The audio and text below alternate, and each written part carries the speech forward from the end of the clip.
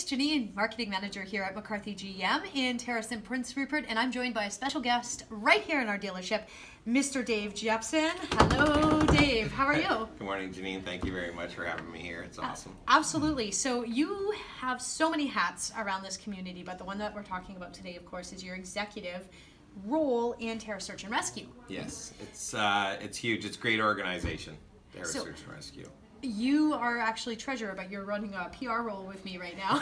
Yes, so one of the things that we with Search and Rescue is we have so many people that contribute to the group, but like all groups, we do have an executive.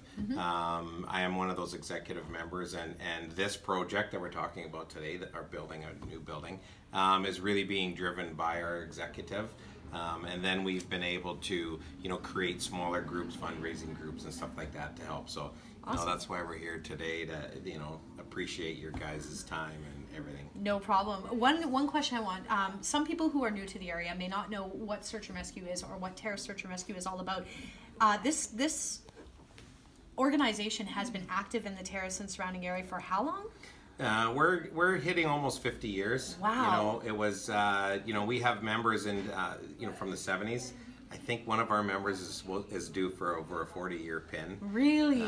So, we're pretty excited for him. It's been great, and you can imagine, I know when I started in Search and Rescue and at the fire service, it was an ATCO trailer, in the back parking lot of City Hall. So, absolutely. We've progressed, and, we're a long way from that time, and the future is awesome. Right on. And you yourself have been with Search and Rescue for how long? Yes, I joined Search and Rescue in the summer of 1991.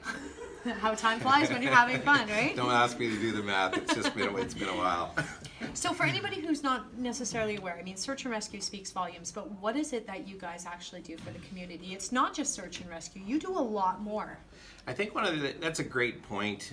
One of the things to help the community prosper and the community move forward is because we are community based. Absolutely. There's a lot of other community groups that need our assistance or ask for our assistance. So, when I would say, Rotary, they can't run their duck race unless they have safety people in the water. Absolutely. The Kinsmen can't do the Commodity Bear swim without safety in the water. So, we have the people that do the run King of the Mountain road race. Right. All these different events, that's an example of community events.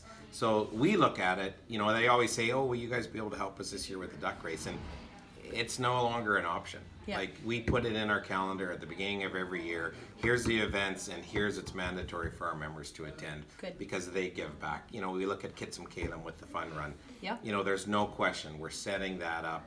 Our members have to be there because those community members give to us.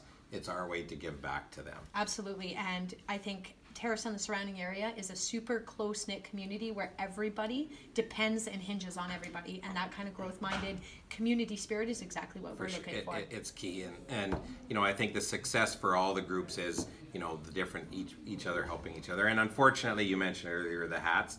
You get a lot of the people wearing the same hats, and yep. And it's great.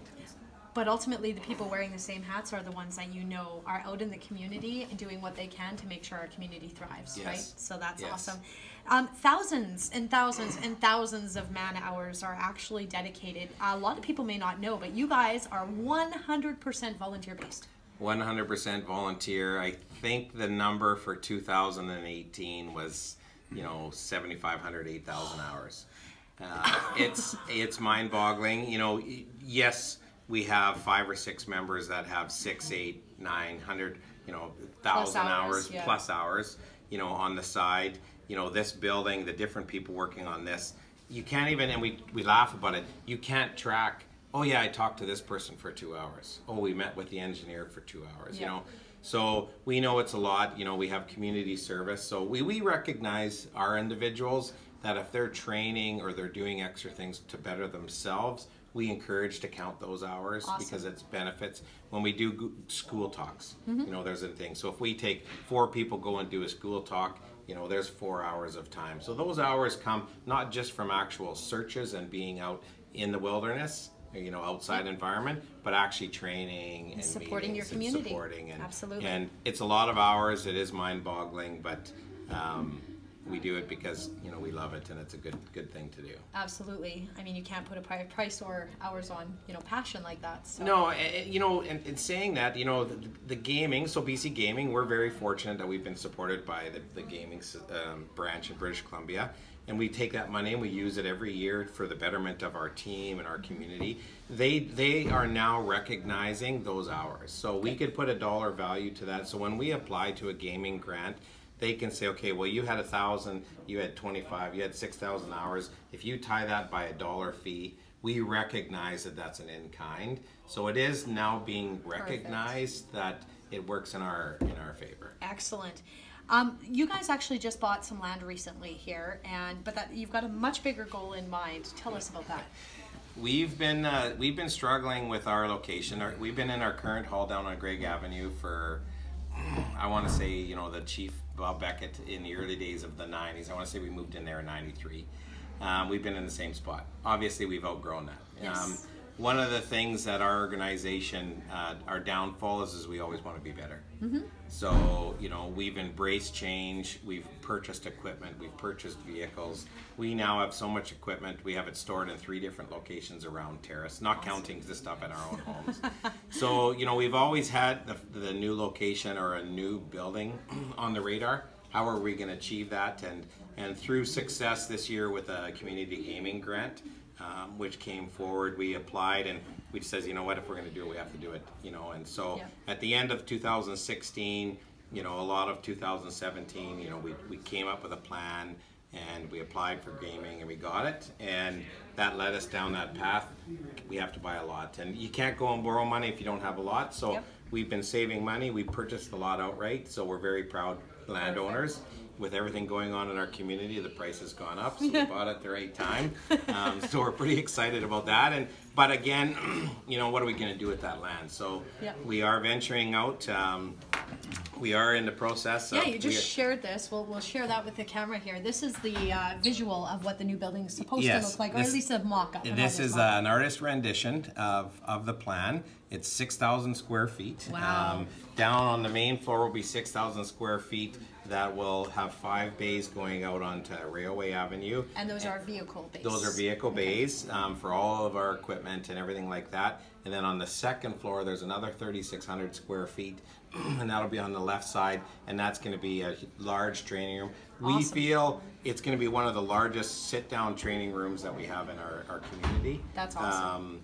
Many of our partners, professional partners, have problem training. You know, the ambulance service has a hard time going and have a course somewhere. The fire department can't have all of their members there. At our general meeting, we can't have all of our members there. So that was really a big push on the design of this building. How can we have everybody under one roof with all of our gear and whatnot, and train year-round?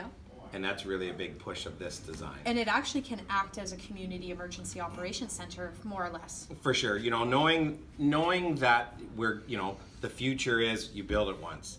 So we did a lot of work, a lot of time. What can we do to sustain different types of disaster? This is gonna, we made the decision consciously to make it a post-disaster building.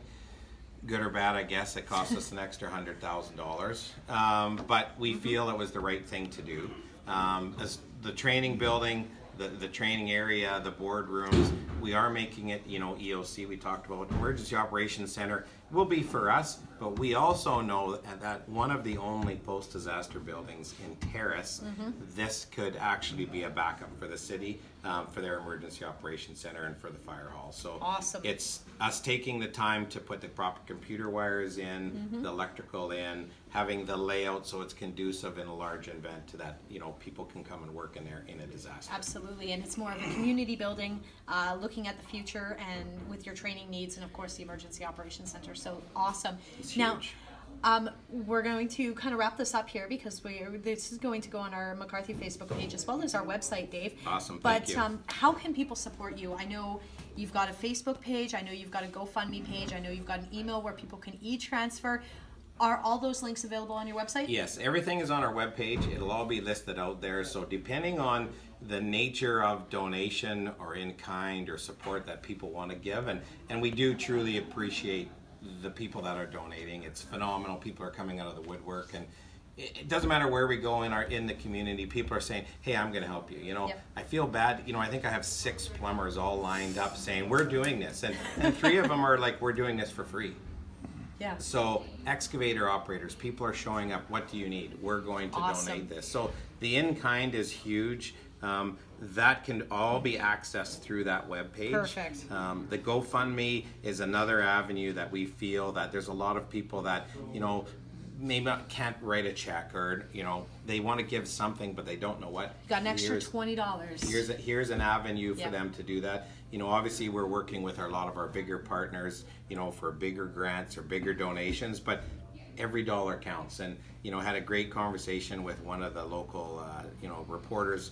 You know, if somebody gives us $50, that's 2 liters of paint. Yeah. That's not going unwasted. That's going to feed the volunteers that come and work for free. Perfect. You know, fuel donations. That's going to pay the free excavators or free dump trucks Yeah. that people are donating to us. So all the money is going 100% to this project. And Perfect. And our excitement is building up and supporting another community group. We talked about that earlier. Yeah. And that's Riverboat Day Society. Riverboat Days every year. It's our staple for our community and our town, our region actually. And we're teaming up with them. Our goal is August 3rd this year, 2019. I got to pinch myself. 2019, we're going to have the grand opening of this building. Really? And it is going to debut, and we want people to come in and enjoy it. And So we're going to have this building built by August 3rd, 2019. Yes, All ma'am. right. Excellent, Dave. Thank you you. so much for your time, for stopping by the dealership and talking about search and rescue. Again, do go to their website, Google Terrace Search and Rescue. There has Facebook links, email links, how you can donate, as well the GoFundMe page. So, Dave, thanks again for your time. Thank you very much.